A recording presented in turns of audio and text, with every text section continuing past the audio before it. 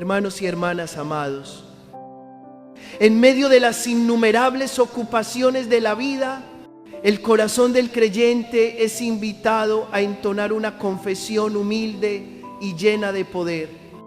¿Quién como Dios? Esta aclamación no está hecha solo para resonar en los templos, sino para impregnarse en cada hogar, especialmente allí donde el fuego del amor necesita volver a encenderse. Si el amor en las familias a veces se enfría, no es porque se haya agotado el tesoro del amor de Dios, sino porque la sombra del pecado y del mal se extiende, alejando los corazones de su santa voluntad. En el Evangelio según San Mateo, capítulo 24, versículo 12, se nos advierte desde antiguo: al crecer la maldad, se enfriará el amor en muchos. Caminar según la voluntad del Señor nunca ha sido un sendero fácil, pero es el único camino que conduce a la paz verdadera para nosotros y para quienes amamos. Entonces, ¿qué puente nos lleva de conocer la voluntad de Dios a cumplirla? Ese puente es la adoración. La adoración no es solo rito exterior, sino un encuentro íntimo y vivo con Dios. En ese encuentro, el corazón es moldeado por su palabra y nuestros ojos aprenden a mirar todo como Él mira. Muchos han sentido el fervor arder durante la oración, pero al volver al hogar se hallan vacilantes, como si el encuentro con el Señor no hubiera ocurrido. Hay quien se lamenta, mas discordia aparece en casa. No, comunidad querida, la oración verdadera no engendra discordia.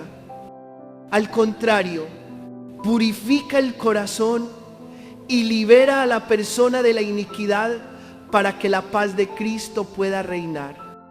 Quien ha sido llamado a caminar con el arcángel San Miguel no puede al mismo tiempo adorar a Dios y tolerar lo que se opone a su voluntad. El maligno siempre intenta sembrar esa contradicción para que el amor en los hogares se agote poco a poco.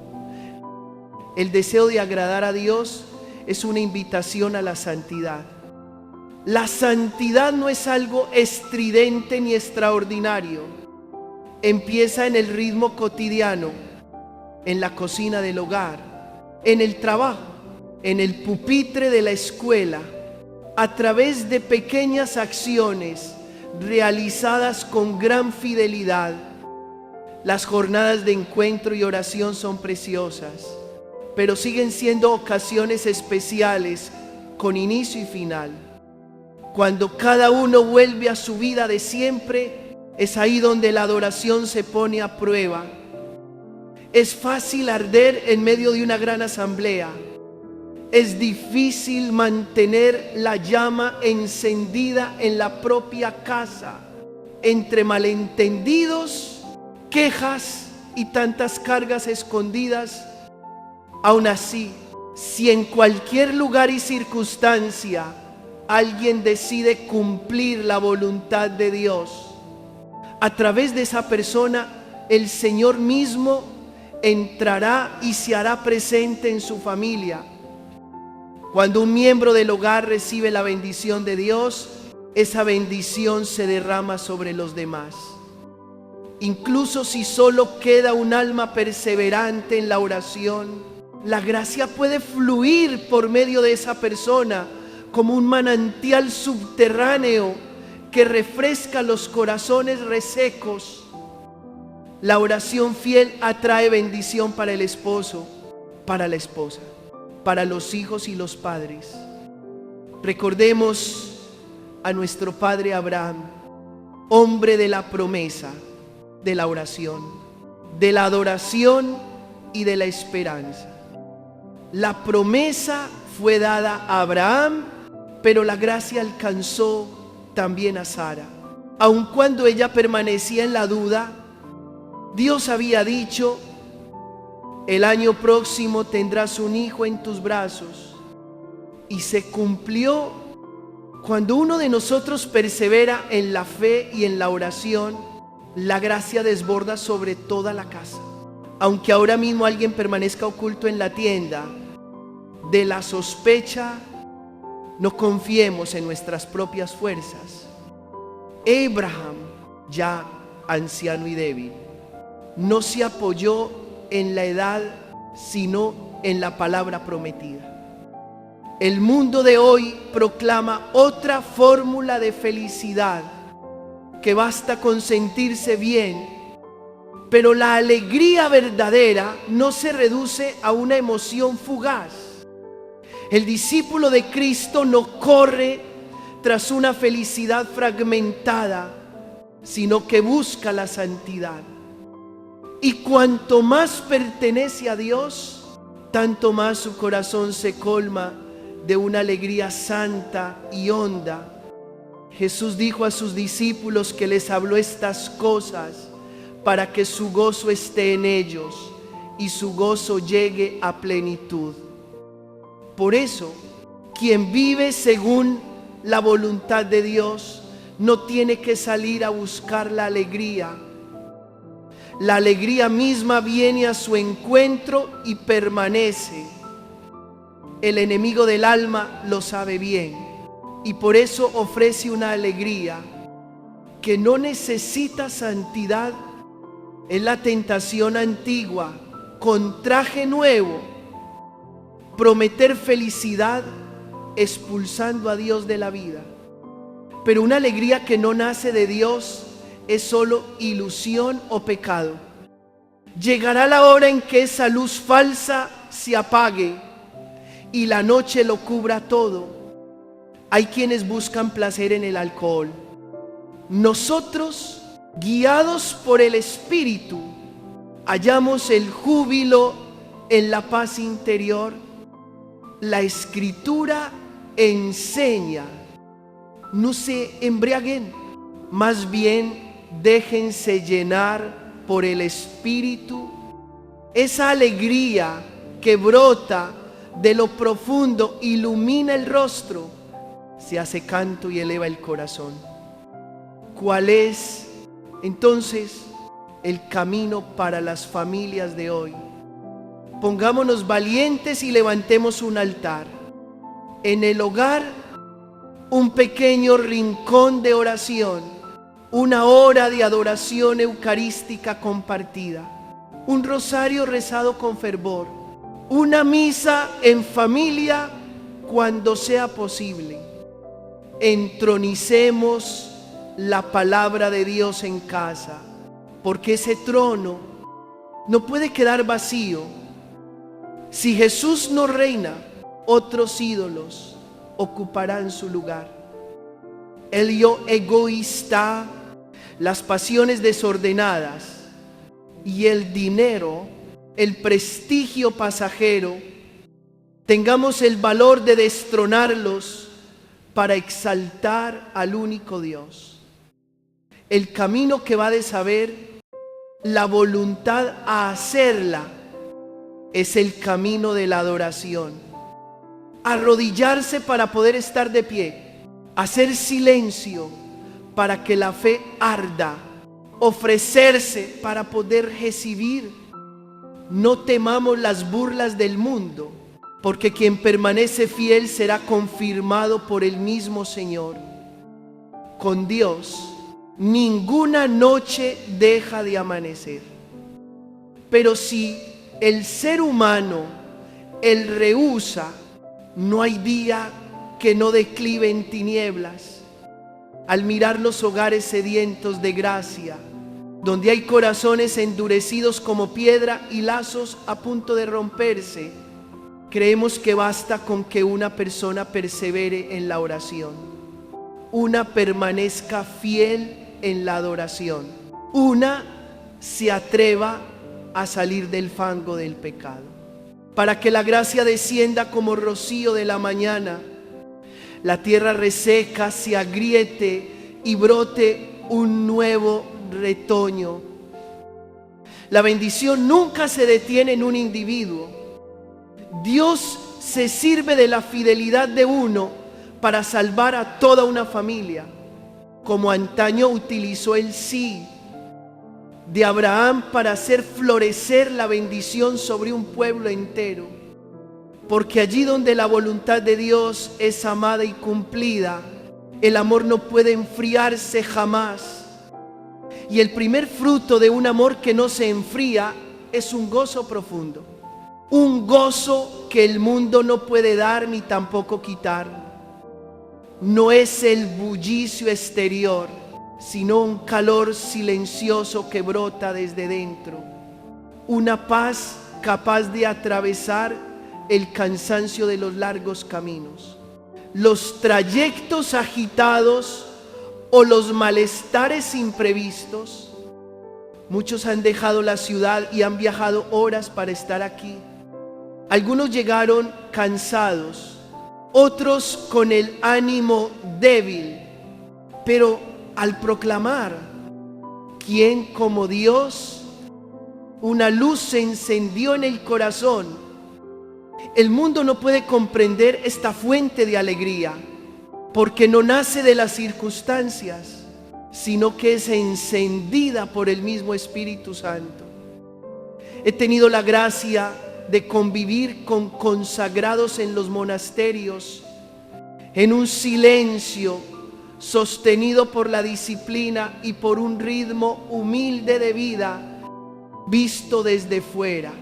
Podría parecer que la vida religiosa es monótona, sin risas, pero la verdad es que precisamente en esa sobriedad y en ese trabajo perseverante brota una alegría honda como un manantial subterráneo. No es una diversión pasajera, fruto del entretenimiento, sino un gozo que fluye sin cesar desde aquel que está presente en medio de ellos. Aunque haya dificultades y días pesados, no dejan que la tristeza de fuera invada su interior. Más bien permiten que la alegría de Dios se expanda desde dentro, de manera suave, perseverante y verdadera. También hay momentos en que las fuerzas parecen agotarse y el espíritu decae. Una enfermedad repentina, un viaje extenuante, el ruido insistente de la vida que estrecha el alma.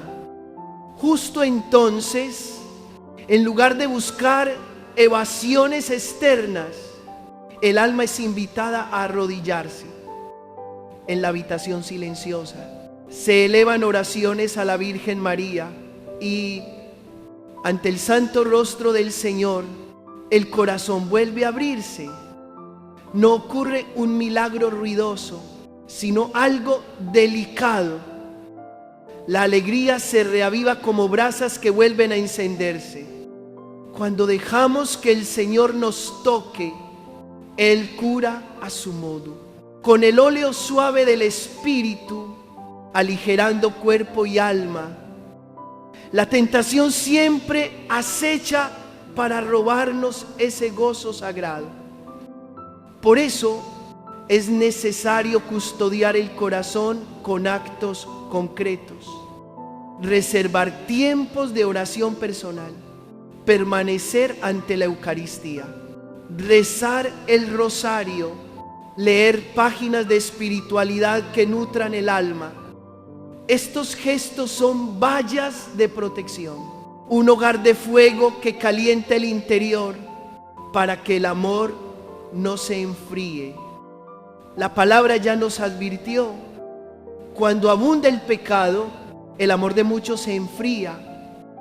Si queremos conservar la llama, hay que apartarse de lo que se opone a la voluntad de Dios, cerrar la puerta al mal y abrirla de par en par a Jesús. La imagen del Apocalipsis es hermosa y a la vez dolorosa.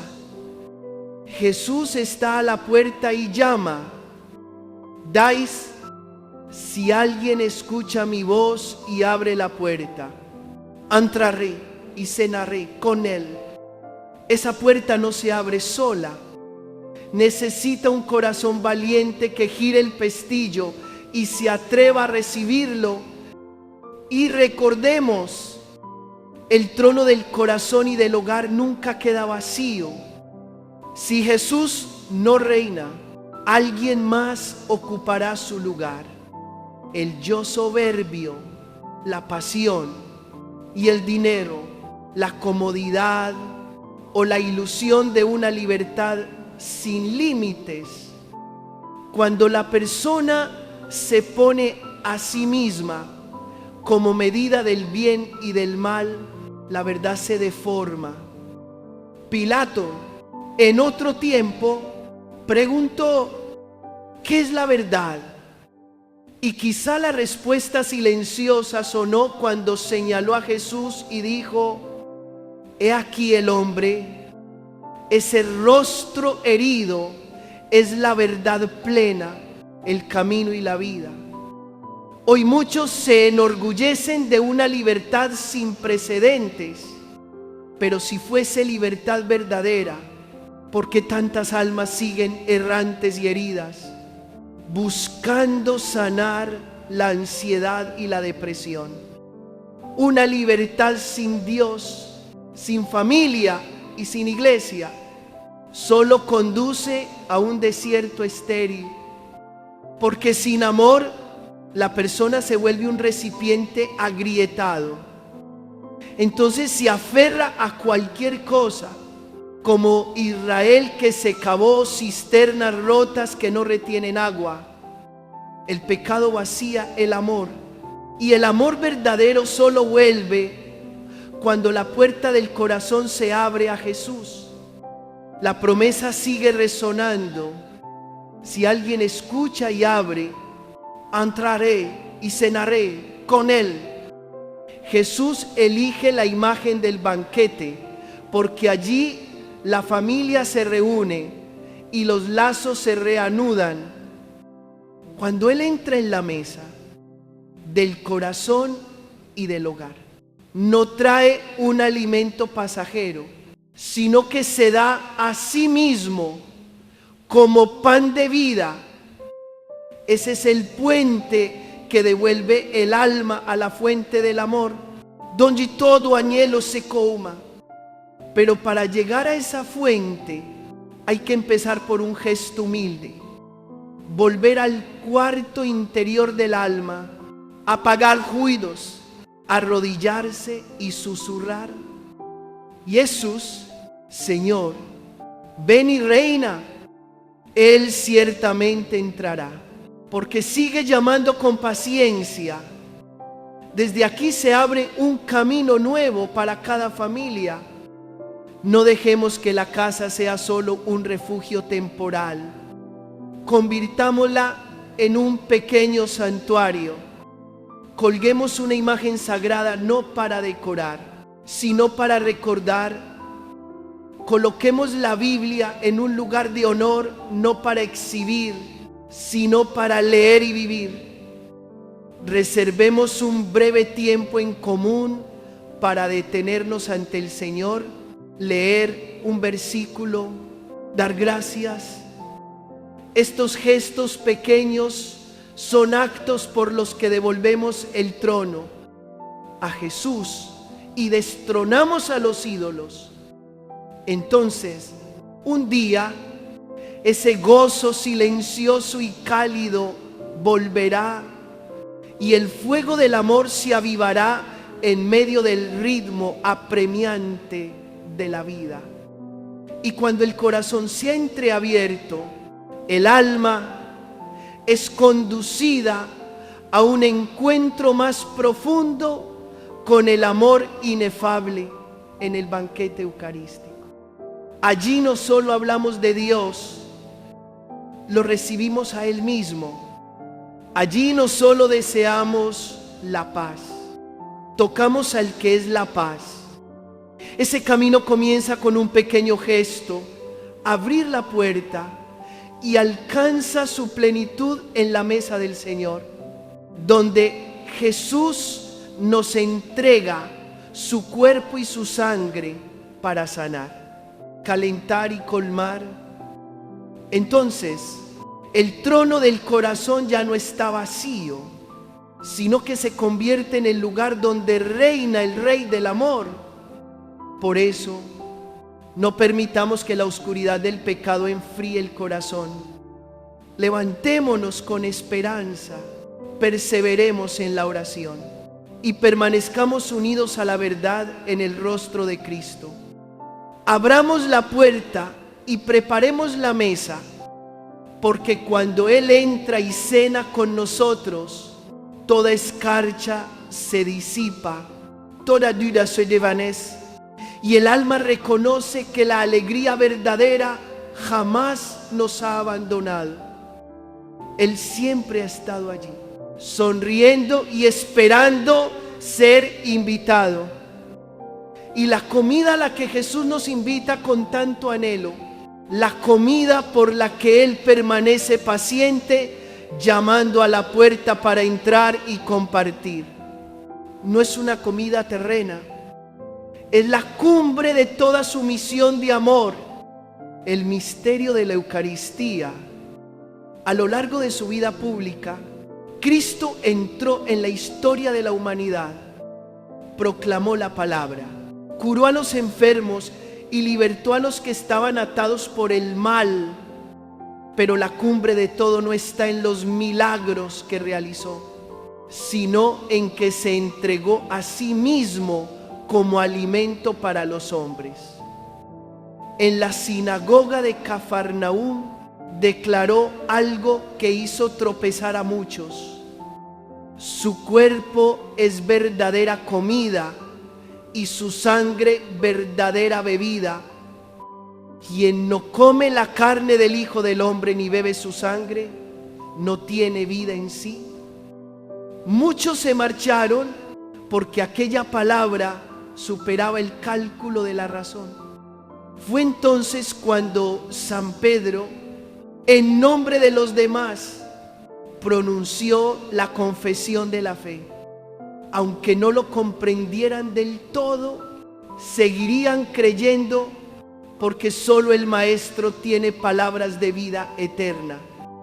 Esa fe que antecede a la plena comprensión abrió el camino hacia el misterio que resplandece en la última cena. La noche en que fue entregado, Jesús tomó pan, dio gracias, lo partió y dijo: tomen y coman, esto es mi cuerpo. Luego tomó el cáliz y dijo: tomen y beban, esta es mi sangre.